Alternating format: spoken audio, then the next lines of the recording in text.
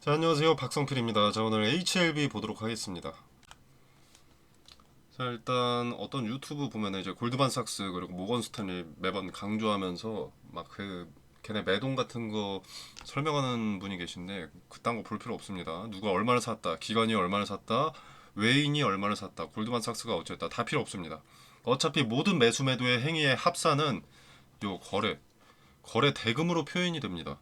캔들은 얼마의 그 거래 대금들이 들어왔는지를 직관적으로 나타내 주는 거고요. 주가에 영향을 주는 가장 객관적인 지표가 거래입니다. 골드만삭스가 매도가 줄었으니 좋다. 뭐 JP 모건이 순매수가 늘고 있으니 좋다. 이런 거에 따라서 주가가 오르고 내리는 게 예측이 된다면 주식 투자에 실패할 사람이 없습니다. 할 말이 없어서 스크립트 채우는 것 뿐이고요.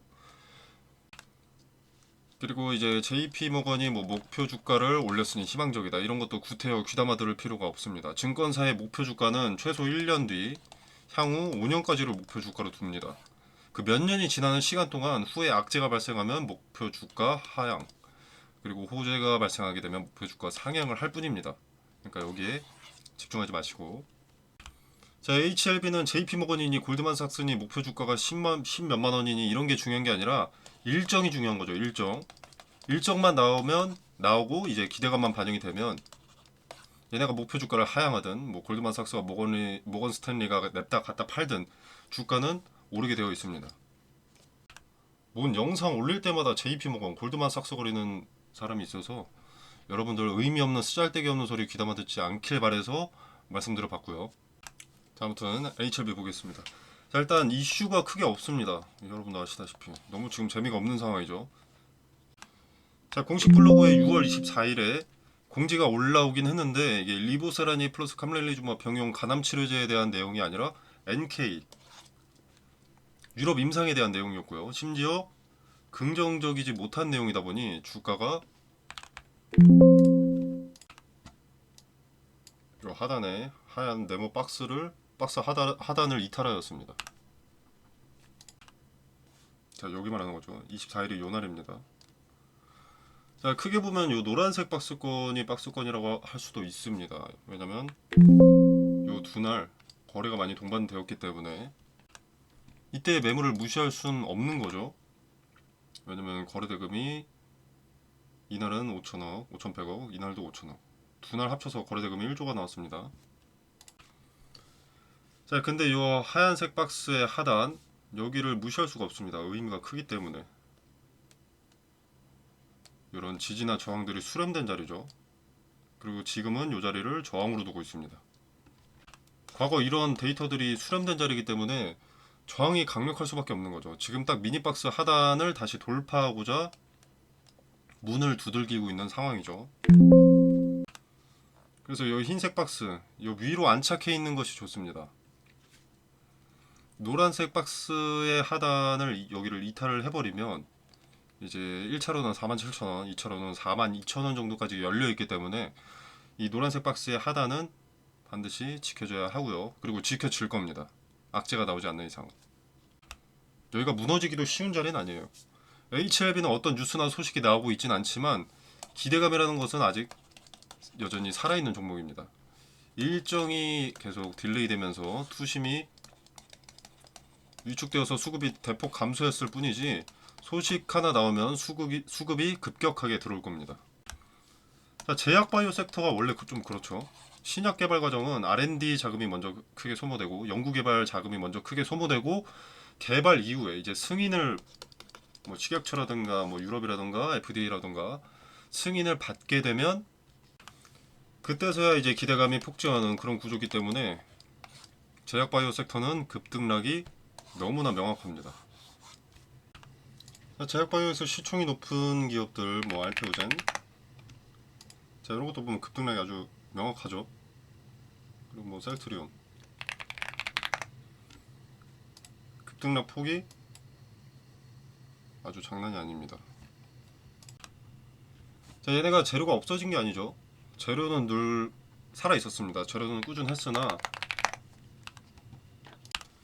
제약 바이오 섹터는 타 섹터처럼 어떤 추가 공급 계약, 뭐 1.5조 규모, 뭐 이런 게 나오기 어려운 구조죠. 공시를 통해서 추가적인 이 기대감을 가져가기가 쉽지 않습니다. 알테오젠처럼 뭐 라이센스 계약을 체결할 수는 있겠지만 HLB는 미국에서의 직판을 선택을 했고 항소의 캄렐리 주막과 함께하기 때문에 로열티를 받아먹는 구조도 어렵습니다. 그래서 매출이 찍힐 때마다 반등하는 그림 쪽으로 가닥이 잡히겠죠. 그렇기 때문에 제약바이오 섹터는 뭐 반기 보고서나 분기 보고서, 실적 발표 시즌에 반짝하는 그림이 많이 나올 거고요. 그래서 임상승인 같은 일정에 미래 가치를 선반영하는 게 유난히 심합니다. 그래서 제약바이오 섹터가 급등락이 심한 거고요. 그래서 기대감만 이용하는 게 좋습니다. 물론 승인이 나면 이후에는 제자리를 되찾고 정고점을 돌파할 가능성이 높아지겠지만 시간이 상당히 오래 걸릴 겁니다. 그리고 이게 시판 된다고 해도, 승인받고 나서 시판한다고 해도 바로 매출이 급증하는 것도 아닙니다. 간암치료제 1차 치료제로 권고받긴 했지만 실제로 투여받은 환자의 경과를 지켜보는 시간이 필요합니다. 시판된 약이지만 효과가 정말로 좋은가, 예후를 지켜보는 시간이 필요하다는 거죠. 여기서 긍정적이라면 매출이 점진적으로 올라가겠지만 방금 말씀드린 대로 시간이 꽤나 필요합니다. 그렇기 때문에 기대감이 반영될 때는 물량을 정리하고 소식이 없는 잠잠한 시간 동안은 저점을 특정할 근거를 찾아서 평단을 극한으로 낮추고 수량을 더해서 장기 투자 관점에서 접근하는 것이 가장 현명한 방법이라는 거죠. 자, 여기서 장기 투자는 지금부터를 말하는 게 아니고요. 비중을 기대감에 축소한 다음에 이후에 반드시 동반될 수밖에 없는 조정이 왔을 때, 그러니까 여기서는 정리를 하고 여기나 이쯤에서 정리를 하고 조정이 왔을 때 이런 데서 저점에 매수한 뒤부터를 말씀드리는 겁니다. 장기 투자라는 내 음절에 초점을 두면 안 되고요. 기대감의 비중 축소라는 것에 초점을 둬야 됩니다. 자, 아무튼 그렇기 때문에 FDA 승인 일정이 나올 때나 승인이 되고 나서도 비중 축소 또는 물량 정리하시는 것을 권유드리는 편이고요. 자, 그리고 이제 하나 더 말씀을 드릴 게 39회차 전환사채 리픽싱이 8거래일 남았습니다. 자, 3개월에 한 번씩이니까. 자, 이게 330억짜리고요. 지금 전환가액이 54,464원이죠. 현 주가보다 높습니다. 전환사채 투자자는 손실을 피하려면 리픽싱으로 전환가액을 낮춰야겠죠. 자, 최저 조정 한도는 46,167원입니다. 자, 그렇기 때문에 남은 7거래일이었나요? 8거래일. 남은 8거래일 동안은 주가가 침체될 수밖에 없습니다. 급반등은 없습니다. 자, 1개월 가중산술 평균 주가, 그리고 일주일 가중산술 평균 주가, 최근일 가중산술 평균, 최근일은 이제 그 당일입니다. 16일의 평균 주가인 거죠.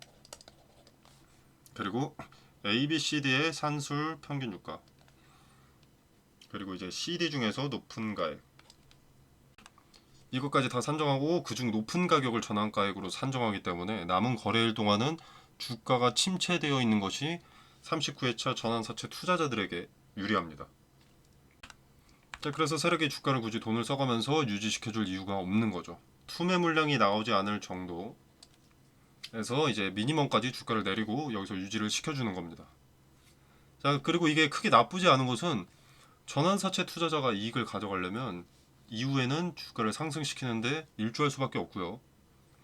그리고 전환사채라는 것은, 자, 상장이 되게 되면 이런 식으로 평단을 고스란히 알 수 있기 때문에 잘만 이용하면 크게 부정적이지 않습니다.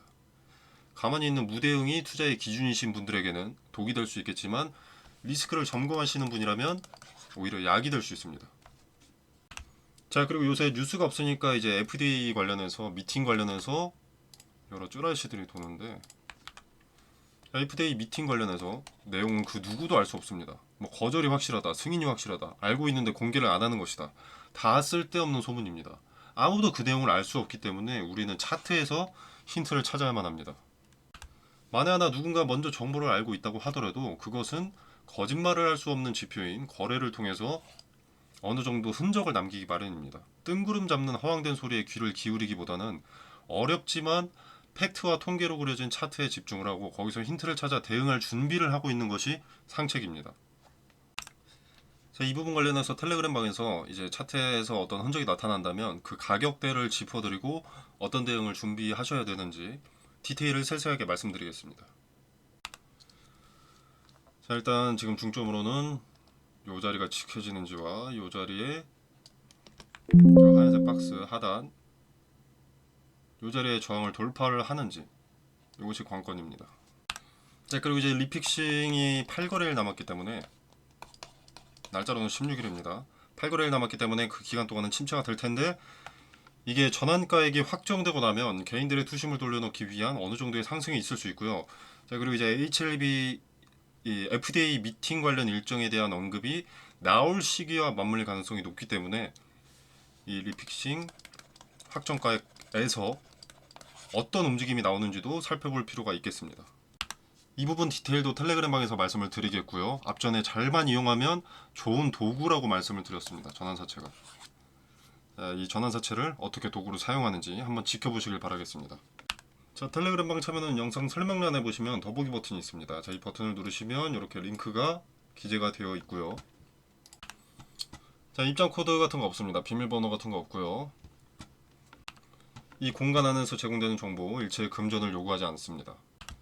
투자의 기준과 근거들을 설명드리고요. 자, 그리고 HLB 뭐 이런 개별 종목 대응 이외에도 추천 종목 매일매일 언급을 드립니다.